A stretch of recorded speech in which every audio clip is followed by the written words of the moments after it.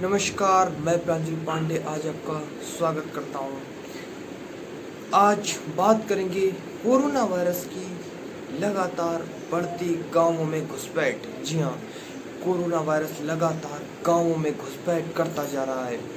जहां एक तरफ गृह मंत्रालय और केंद्र सरकार मिलकर के कोरोना को काबू में करने की कोशिश कर रहे हैं, वहीं ये अब बड़े बड़े शहरों और महानगरों से लेकर अब गांवों तक पहुंचने लगा है। दरअसल ये सब काम प्रवासी मजदूरों के जरिए हो रहा है। हम कहें तो एक तरीके से ये भी कह सकते हैं कि जो प्रवासी मजदूर हैं वो कोरोना का कोरियर काम कर रहे हैं, कोरोना को एक स्थान से दूसरे स्थान पर ले जा रहे हैं। लेकिन किया भी क्या जाए, उनकी अपनी दलील है। प्रवासी मजदूरों से जब पूछा जाता है कि आप लोग क्यों पलायन कर रहे हैं, जैसा कि हम बताएं आपको कि केंद्र सरकार और राज्य सरकार अपने अपने दावे करती है कि मजदूरों के लिए उन्होंने ये किया वो किया। हकीकत में जब ज़मीनी तौर पर देखा जाता है तो हम देखते हैं कि जब मजदूरों से पूछते हैं कि आपको इसका कितना लाभ हुआ जो सरकार ने आपको दिया, तो मजदूर कहता है कि मेरे खाते में या मेरे पास कुछ भी नहीं आया।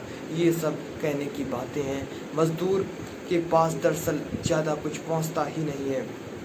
मजदूर के पास पहुंचने के लिए सरकार को कुछ कड़े कदम उठाने होंगे।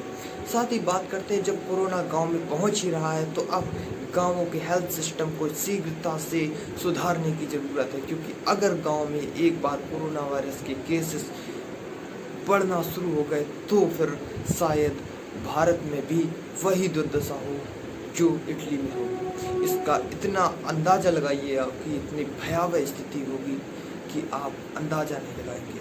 चारों तरफ लाशें बिछी होंगी। मृत्यु दर हालांकि हमारे यहाँ कम भी है, लेकिन जब केस ज़्यादा होंगे तो मृत्यु भी ज़्यादा होगी। ये बात नहीं भूलना चाहिए। इसलिए आप लोगों से भी हम यही कहेंगे कि आप लोग घर पर रहिए, बाहर मत निकलिए। अगर आप बाहर निकलेंगे तो आप भी कोरोना को एक स्थान से दूसरे स्थान पर ट्रांसफ़र करेंगे।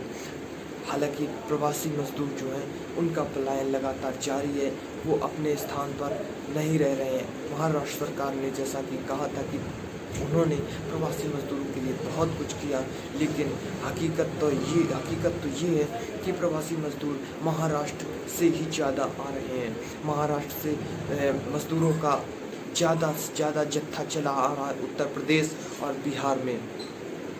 तो कहीं ना कहीं ये कोरोना वॉरियर का काम कर रहे हैं और ये गांवों तक कोरोना को लेकर आते हैं। हम जानते हैं कि गांवों में हेल्थ सिस्टम इतना अच्छा नहीं है। हम ये भी जानते हैं कि गांवों में ही नहीं, जब हमारे शहरों में हेल्थ सिस्टम इतना अच्छा नहीं है तो गाँवों की क्या तुलना करेंगे।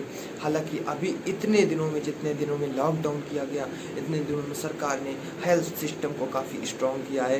वो फिर क्यों ना बात वेंटिलेटर की हो या PPE किट के उत्पादन की, हर चीज़ में वृद्धि देखी हो, या फिर N95 मास्क की बात हो, उसमें भी भारत अपनी तेज़ी से उसका उत्पादन कर रहा है। अगर PPE किट की बात करें तो अब भारत दूसरे नंबर में दुनिया में PPE किट को तैयार कर रहा है रोजाना। हालांकि इन सब के बीच कोरोना केसेस लगातार बढ़ते जा रहे हैं। कोरोना के केस लगातार अपनी रफ्तार पकड़ रहे हैं। हालांकि जितने दिन लॉकडाउन रहा उतने दिन कोरोना केस अपनी सीमित ग्राफ में रहे, लेकिन जैसे ही लॉकडाउन खोला गया, कोरोना का मीटर अचानक से अपनी गति पर पकड़ लिया। अपनी गति पर उस कोरोना मीटर जो है वो आ गया। हालांकि जब भी कोरोना मीटर की बात आती है कि कोरोना मीटर इतनी तेज़ी से बढ़ रहा है भारत में, तो अब हमें सतर्क भी हो जाना चाहिए। लेकिन एक राहत की बात हमारे लिए ये भी है कि भारत में अभी कम्युनिटी स्प्रेड नहीं हुआ है, मतलब कि समुदाय संक्रमण भारत में नहीं हुआ है। तो ये अपने आप में एक अच्छी बात है। रुकते हैं छोटे से ब्रेक के लिए।